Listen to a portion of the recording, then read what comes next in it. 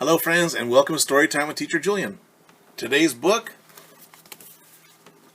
The Crunching Munching Caterpillar, written by Sheridan Kane and Jack Tickle. So, let's take a look at this cover. The Crunching Munching Caterpillar. What do you think he would be eating?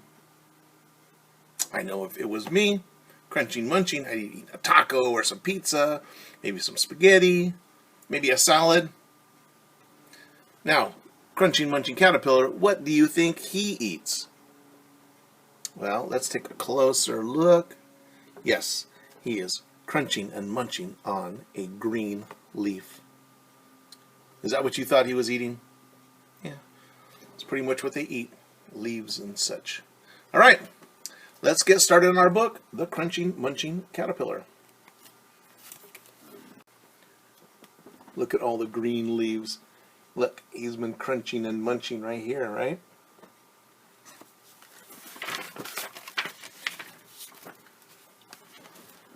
For my family and for Jim and Rachel. They dedicated this book to these people because they care for them. Somebody that's important. And there's our friend, the Crunching Munching Caterpillar. Look at this leaf. He's eaten a lot of that leaf right there. And a lot of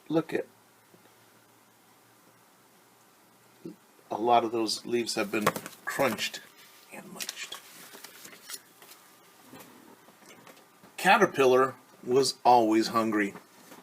For weeks he crunched and munched his way through the fresh, juicy leaves of a blackberry bush. One day, Caterpillar was about to crunch into another leaf when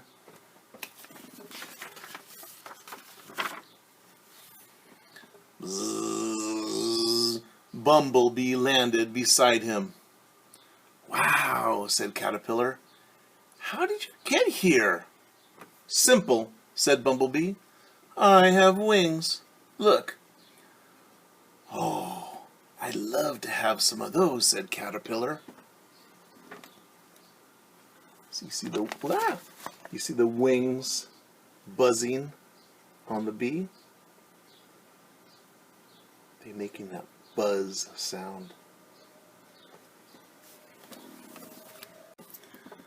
Bumblebee flew up into the air and buzzed busily from flower to flower. "I'd love to fly like that," said Caterpillar. "Well, you can't," said Bumblebee. "I've got wings and you've got legs. Your legs are for walking." "I guess so," sighed the Caterpillar. Bumblebee flew off to the next bush. Watching Bumblebee fly had made Caterpillar very hungry, so he crunched and he munched until it was time for bed. Crunch, munch, and then he yawned. Now our friend Bumblebee, when it says right here that he flew up in the air and buzzed busily from flower to flower, that means that he was going all over the place working. He was busy. So he's going pollinating back and forth to flowers.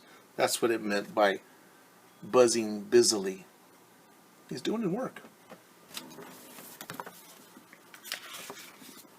Caterpillar woke to the sound of twittering.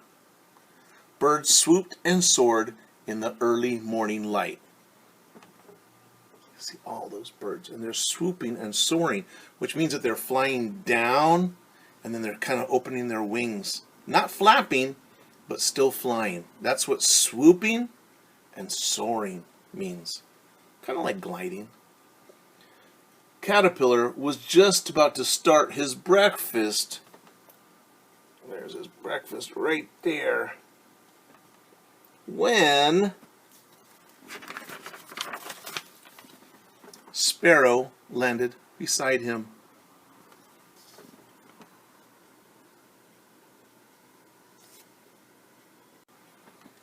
"I'd love to fly high in the air like that," said Caterpillar. "Well, you can't," said Sparrow. "You need to be as light as the dandelion clock that floats on the breeze. You're far too fat to fly. You're legs are for walking." "I guess so," said Caterpillar glumly.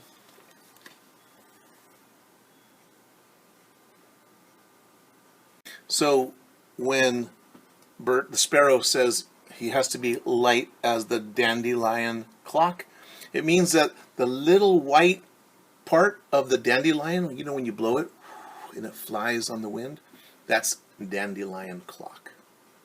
It's like a petal or a seed part of the dandelion.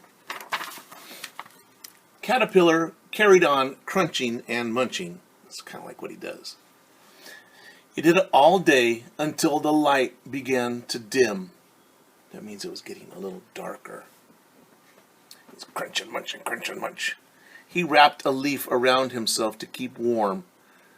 He was just about to go to sleep when Butterfly landed gracefully beside him. "Oh, I wish I could fly like you," sighed Caterpillar, "but I'm too fat, and I have legs instead of wings."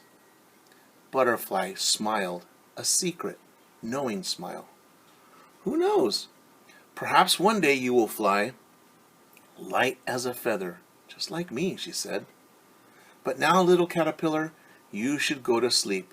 You look very tired."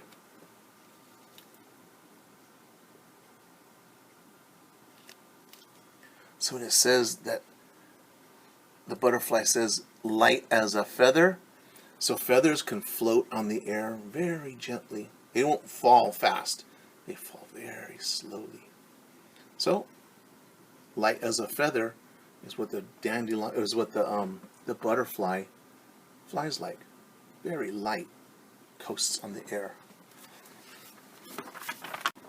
Butterfly was right. Caterpillar suddenly felt very sleepy. As Butterfly flew off into the night sky, the caterpillar fell asleep into a deep, deep, deep sleep.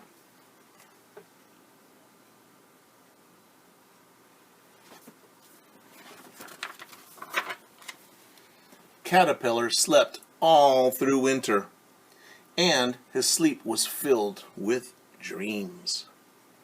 He dreamed he had wings and was soaring through the blue, blue sky above the tall trees.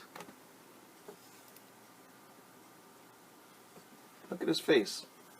How do you think he feels? I see a smile. I do believe he is happy. He dreamt he was a dandelion clock drifting towards the sun. Remember the little parts of the dandelion? That's called the dandelion clock.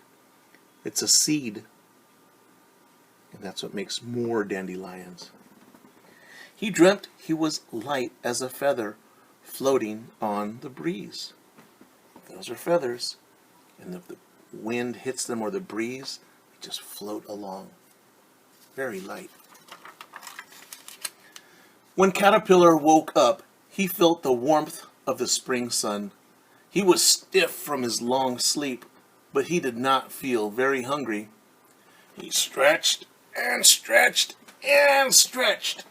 Oh, what do you think is going to happen to our friend, the caterpillar? The breeze lifted the caterpillar into the air. He was no longer short and plump. He had wings. Great, big, beautiful, wonderful butterfly wings. "Wow," said the young butterfly. "I'm flying. I'm really flying." So you remember when he was a caterpillar and he was short to the ground with little legs and kind of chubby? That's short and plump. But now look at him. He's stretched out and he has his big wings to fly.